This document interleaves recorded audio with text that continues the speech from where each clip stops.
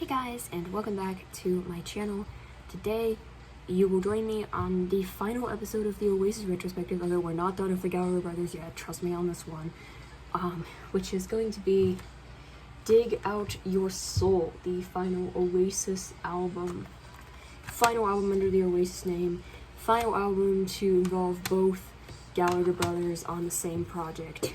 So, without further ado, is this a good send-off for the band? Is this a good final album, or is this leaving a desire of wanting more in a bad way, or feeling like unfinished business? And that's the question. First of all, I just really want to appreciate the album artwork and the psychedelic nature of this. It just looks really cool. I don't know who did this artwork, but again, it just looks insanely cool. I'm going to show you the inside of it as well.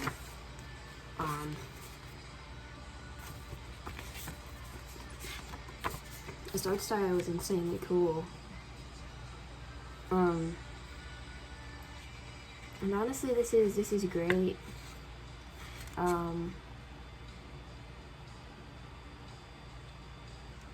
This is just some great stuff right here.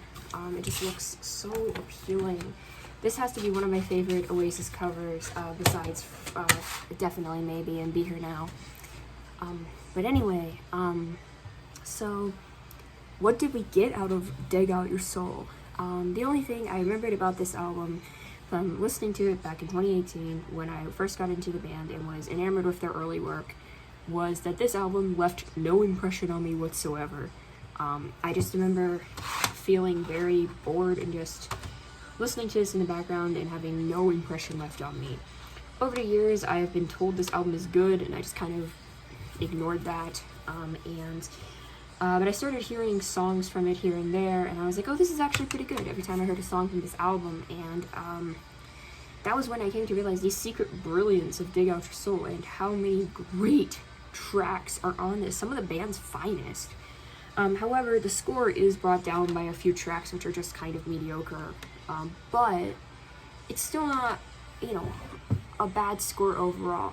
Had those mediocre tracks been a bit better or been cut, this album could have gotten for that number 3 spot, but as it is, it's number 4. It was overtaking Be Here Now, and gets the score of 85 out of 100. And that's kind of where we're at with this album. And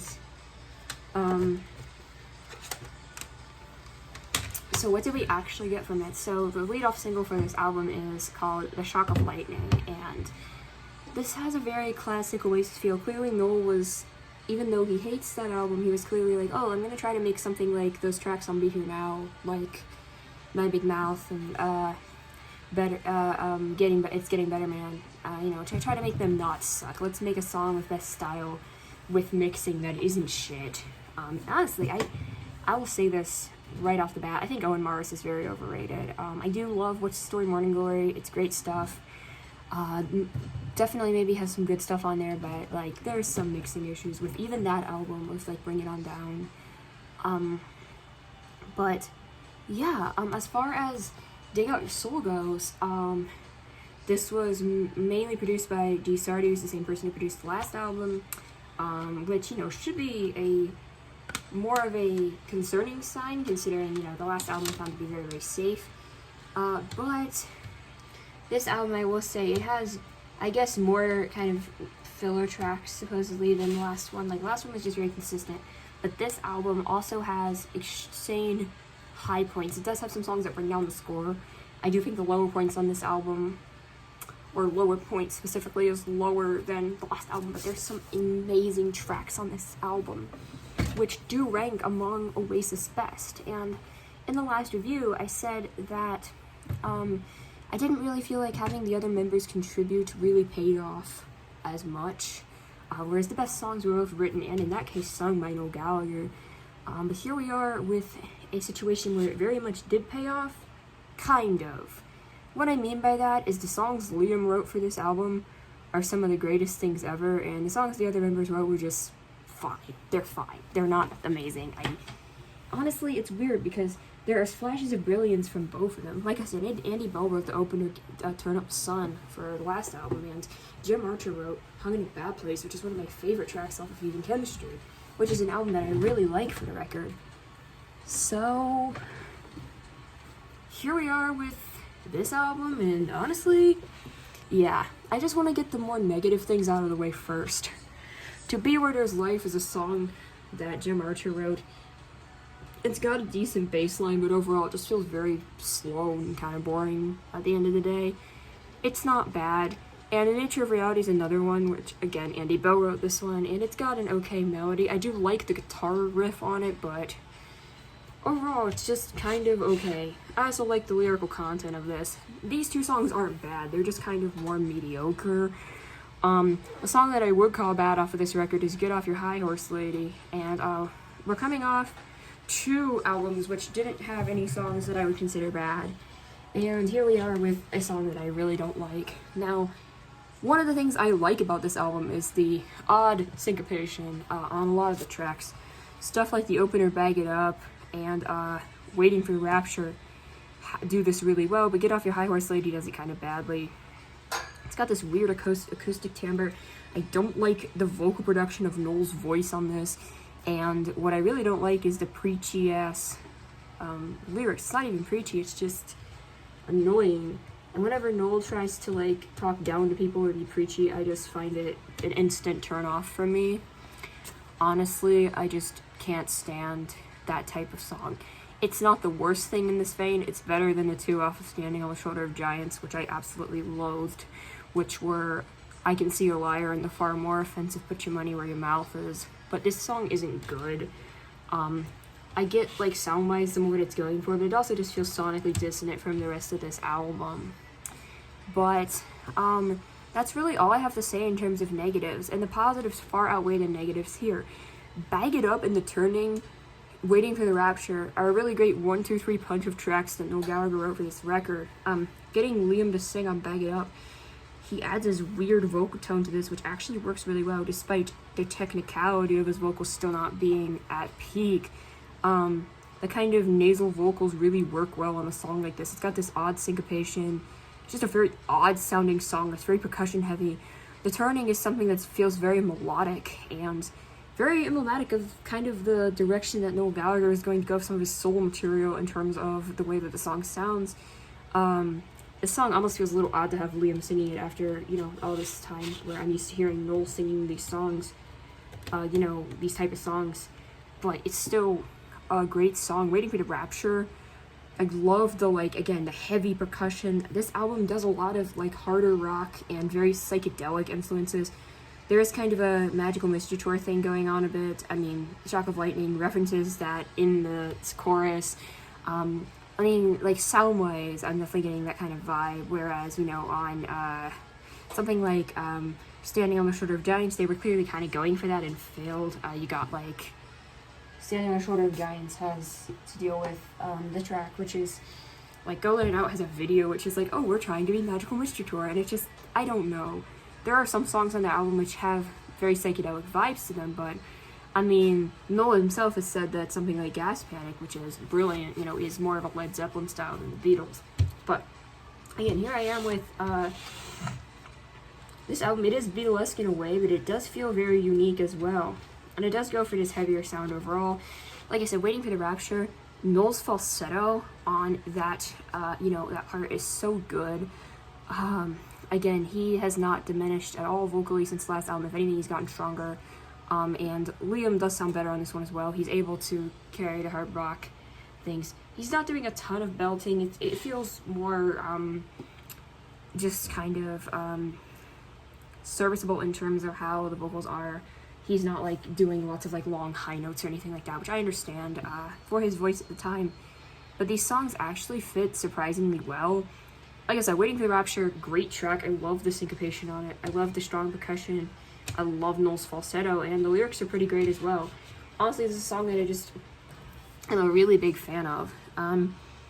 And like I said, I don't think Shock of Lightning is the best Oasis song, but it is a very fun and catchy track. I think I like it more than the lead-off single off the last album, which was Lila. and it's a song that I'm actually really into. I've gone over most of the songs now, except for the 3, which I think are the best on the album. And 2 of them were actually written by Liam, which, again, I said, that in this case it did pay off. Actually, one thing I want to say real quick is, that I do want to go on a little bit of a rant for a second, and kind of a tangent, that, people, like to either A, talk shit about Liam Gallagher for having co-writers, or B, say that Liam Gallagher can't write and say that, oh my god, his stuff is ghost written, because I literally saw somebody saying that, which to me is just very dumb. First of all, most people in the industry have co-writers, and obviously I think it's really funny that I'm commenting on this now, right when he just jumped to Taylor Swift's defense and the whole thing about Damon Albarn saying that Taylor Swift uses co-writers, which is hilarious, because, I mean, Gorillaz is a band which uses co-writers. Like, Damon Albarn has used loads of co-writers. Pretty much everyone in the industry has used co-writers at some point. Most people aren't Jack White, where they don't just go in the studio, write their own songs, record them, record every instrument themselves, and then release it. Most people don't do that. You know, having co-writers and even working with big names in the industry like Greg Kurstin, we're seeing with Everything's Electric. If that sounds great, if the producers are good, why not use them? And that's kind of the issue of it. And it's just one of those things where I get frustrated when I see people just say that, you know, they get mad at Liam for not writing enough songs or whatever, or like not writing enough of his own songs and stuff. And it's like, yeah, he has lots of co-writers, so what? Like, trust me, if you look at the pop industry, they have way more co-writers than Liam Gallagher. Second of all, if the songs are good, why do you care who writes them? And third of all, and this is what really irks me, when people say that Liam can't write, so everything's ghost-written, he doesn't actually write his own songs. Well, this album should literally prove everything wrong right there. First of all, he's never tried to deny that he uses co-writers. He always shouts out the other person who writes the song in his interviews. They were talking about Dave Grohl in the one interview, and he also mentioned Greg Kurstin. He made sure to shout out the other person who helped write the song, which, side note, does Greg Kurstin ever sleep? Seriously, he's on goddamn everything that Max Martin isn't. But the point is that, Dig Out Your Soul is something that just has a good sound to it for sure. But Liam really came to his own with the songwriting here, surprisingly. And I'll be completely honest, it's great stuff. So, again, like I said, 3 of these songs were written by Liam. The one I forgot to mention was Ain't Got Nothing. It's a very Meaning of Soul-esque song from the last album, which is a very short but hard-hitting song. I like it, but gotta get to the 2 which I really deserve mention. Is the closing track Soldier On, and the single I'm Out of Time. And both of these songs have a very Beatlesque sound going for them. The vocals that he's doing on these songs are very reminiscent of John Lennon. There's a thing where John Lennon could definitely holler, he could have that kind of harder rock edge to his vocals, but he was also really good at doing the softer stuff and those type of vocals, which I've always really loved, those type of vocals. So obviously I'm already kind of on board with this, but you know, there were times where, you know, he's not gonna, like, obviously John Lennon, he can't do twist and shout, he couldn't do twist and shout, like, for the rest of his life. Like, obviously there are vocal changes that happen, and but that doesn't mean he doesn't sound great on even tracks like Imagine, which is a soft track. It's not supposed to be hard, it's not supposed to be like hard-hitting in the musical department. The emphasis there is on the lyrics, which is kind of true in these songs, although not as much. Obviously, like I said, this closing track, Soldier On, it does have a really nice melody, and honestly, it's an odd song because it feels like Liam is the one who's going to be leaving when Noel is actually the one who left the band, but that's a side note. He probably wasn't thinking about this in a meta sense, he was probably just writing a song. The whole electric bagpipe thing is kind of odd, but it does fit, and honestly, having a slow ballad about moving on being the last track that Oasis ever released on an album feels oddly fitting. And also giving Liam the last say. also feels fitting. But then we have I'm Out of Time, which is in my top 10 Oasis songs of all time. It would be in my top 5 if it weren't for that goddamn Live Forever. But I will say that I'm Out of Time, absolutely amazing track. It gives me chills. The opening vocals, the piano on that track, the guitar, the lyrics to it are, they're not complicated, but they are, they just feel very mature in a sense, and I just love, there's a piano bit which honestly feels like it's stolen straight from Day in the Life by the Beatles, which is probably, it's definitely in my top 3 favorite songs of all time, so it's kind of hard for me to, to fault that, even though it does feel like it's stolen. It's something that I still am, cool with. Again, the vocals, and it's coping with, your time as an artist, coping with the fact that you won't be famous forever, and coping with your own mortality in a sense, and just that video too, which it's so good. And obviously, I use that song as my outro song. The bridge from that, I use as my outro song, so clearly it's a song that I'm finally getting to gush about it here. And it's just such a beautiful, beautiful track. It has so much impact. And honestly, the fact that people like to say that Liam can't write songs, I just point everyone towards I'm Out of Time. It's just such a great track. It's absolutely beautiful song. And then the last single for this album, the last Oasis single ever, actually, Falling Down, which Noel Gallagher wrote. Fucking gorgeous song. The like opening part, it's so beautiful.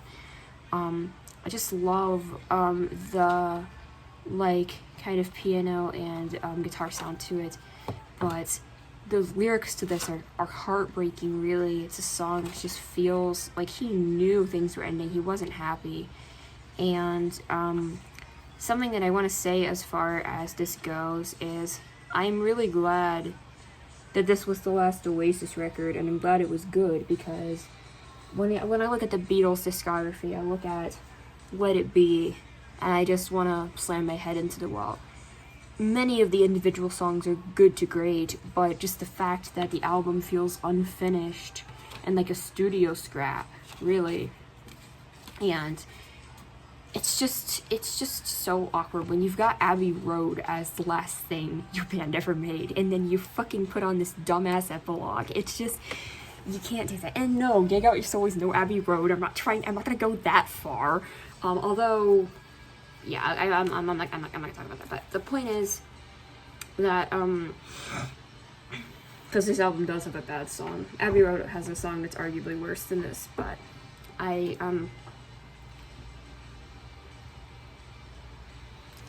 just think that there's no like great medley here, although I do, as much as I don't like Get Off Your High Horse Lady, I do like the way it transitions into Falling Down, and like I said, just it does just feel really cohesive as an album. The only thing which really brings it down, like I said, is Get Off Your High Horse Lady, and just that string of tracks, To Be Where There's Life, Ain't Got Nothing, in Nature, Reality, which are all good songs, but not great. But it picks up again with Soldier On being the final track, and at the end of the day, I'm just going to say a statement to all of the music fans out there. Do you care about the music only, or do you care about the people making it? Because if you're honestly a true fan of a group, in terms of actually caring about the people who are in the band, you have to recognize that everything does come to an end. All good things come to an end. And also, it's just something that, Noel was clearly unhappy, and he did what he had to do. And, as far as commenting on how the feud is played out nowadays and all that, that's not something I'm going to get into right now, because that feels like a almost like unrelated topic. Not unrelated, just, I could spend 20 minutes discussing my thoughts on that. I'm not going to get into that. But the long and short of it is I care more about them making up as brothers than I do about the music. And at the end of the day, considering how different they sound creatively nowadays. I don't really want another Oasis album, like, just because of the creative differences that are going on. And I think if we got another Oasis album, it would be very strange, it would be stressful, it would feel like Let It Be, and then they'd probably just break up again and continue to hate each other, and it wouldn't accomplish anything. And I'm like, is that really what you guys want? Do you really just want them to come together, make a half-ass thing, get mad, throw beer bottles at each other, and then leave? Like, I just want them to be able to, like, make up in a way that's not, it just sucks because of being in the public eye, tabloids and all that shit. It's, like, impossible to have any sort of private, you know, life when you're dealing with your family shit. That's hard enough as it is, and then you have to deal with being careful what you say and what you do because it gets in the public eye, and it's just, especially when there's kids involved, and the whole situation is extremely messy. But at the end of the day, this is a good final album, if you know, for a band which had more longevity than it probably rightfully should have. But it is kind of sad when I look back and I read comments from back in the day. People were thinking they'd get back together still, and just and you know, it's just interesting because someone, you know, this is putting an end on my favorite band's discography and on this retrospective, you know, and it is something that on the one hand it kind of sucks, but on the other hand it feels fitting, it feels poetic. If they're gonna end with something, I'm glad it was this. And this feels the most fitting, as it's not their best album, but it feels the most fitting as their ending album. So just as a recap of the whole retrospective, basically the worst album was Standing on the Shoulder of Giants with a 67. I like Go Let It Out now, so I'd probably bump that score up to a 68 out of 100. Next, in 6th place, was Don't Believe the Truth with an 81 out of 100. Then was Be Here Now with an 83 out of 100. This one would have been way higher if it had better production. Then we have Dig Out Your Soul at number 4 with an 85 out of 100. This song has absolutely brilliant songs on this album, but there are a couple things which drag it down slightly. Heathen Chemistry entering my top 3 with an 88 out of 100. Just an extremely consistent album with a lot of really nice sounding songs. And number 2 goes to Definitely Maybe with a 91 out of 100. Only thing is the production can be a little questionable at times, but man, the songs are there, so I don't care. That's still in my top 10 albums. So fucking good. Then we have What's the Story, Morning Glory at number 1. What else could it be? I own 4 physical copies of it. I don't have anything else to say about that album. It's just, oh my god. I actually do have a lot to say about that album, but I wanna dedicate a specifically targeted video essay about that album, and I am planning on making that. And I think I'm actually going to script it. I think I'm actually going to make a scripted video essay about What's the Story, Morning Glory, because I really want to put my all into this project, because I think, you know, I think my favorite album of all time deserves that kind of analysis. And I also want to be clear that the scores that are reflected don't necessarily correlate to what my favorite album is. Like, for instance, objectively, I would rate something like Dark Side of the Moon a higher score. I would give that a 100 out of 100. But, you know, it's where the impact lies. And, you know, as far as this goes, that is the retrospective. So finally, the last thing I wanted to kind of explain here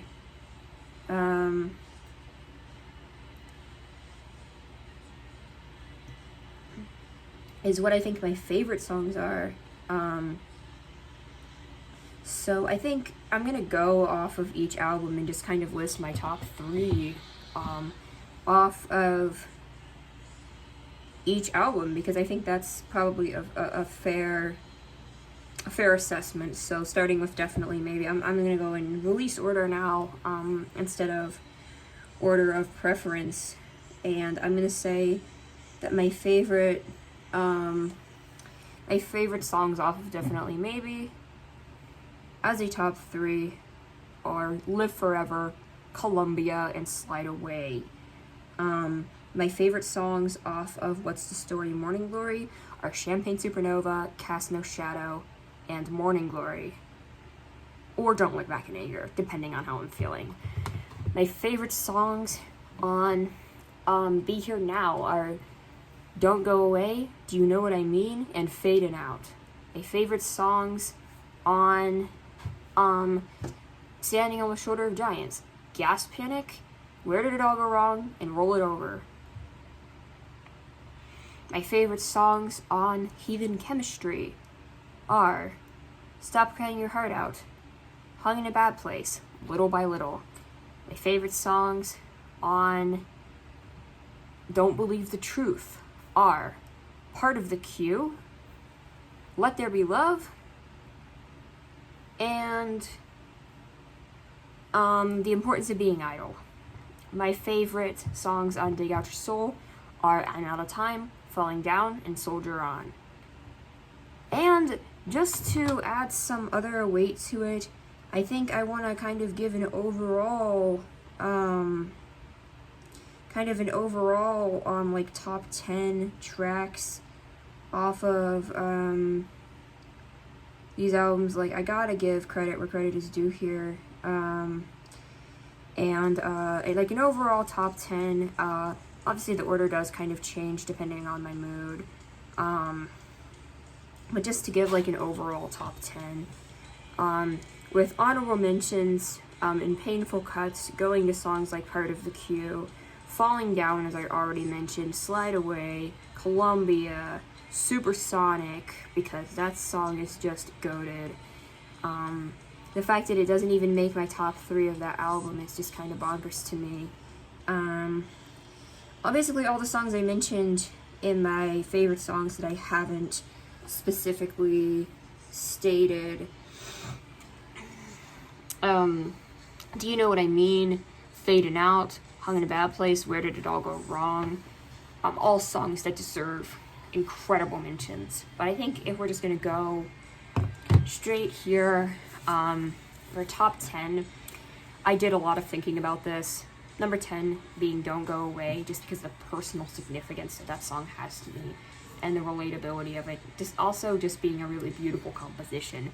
Number 9 being Wonderwall, for again just being a beautifully simplistic composition, being an iconic track, and having a great set of lyrics as far as love songs go. Number 8 being Stop Crying Your Heart Out, because of the great melody, the amazing call and response echo vocals, the crescendo of that song, and how Liam sings it, and the lyrics. Number 7 being Morning Glory, for how rowdy and loud it is, while still managing to sound tight and controlled in its production. Number 6 being I'm Out of Time, for being an absolutely gut-wrenching song that absolutely sells everyone on Liam's songwriting, and it's just an incredible track. Number 5 being Live Forever, for being like one of the most iconic songs ever, and objectively one of the greatest songs of all time, for having that great guitar, just sounding so good, having iconic lyrics, just everything about the song's iconic. Number 4 being Don't Look Back in Anger, for having just an amazing crescendo. Every little tiny musical detail of that song just works so well, and you've just got, Noel sounds incredible on it, the lyrics are iconic, everything about this song is just amazing. Number 3 being Gas Panic. Holy shit, this song just goes to places I would not expect an Oasis song to go to, and it's one of the most serious subject matters. It's about panic attacks due to drug withdrawals, and it's just incredible. The amount of emotion that can be gotten out of that song is incredible. Number 2 is Cast No Shadow, because of the harmonies. It's such a beautiful sounding song. It deserves so much more. Number 1 is Champagne Supernova, for probably being my favorite song of all time. Just the amount of amazingness to the song, the crescendo in it, the vocals, the lyrics, the bridge, the lyrics on that bridge, the soft build up to the loud crescendo, and then it goes down again, it's soft again. Just such an anthemic, amazing, immaculate piece of work. So anyway, guys, that was Dig Out Your Soul. That was the Oasis retrospective. I hope you all enjoyed it. and I'll see you all next time. The next album I will be looking at is the first Noel Gallagher solo album, High Flying Birds. I'll be looking at that next. And without further ado, I'll see you all then. Bye-bye.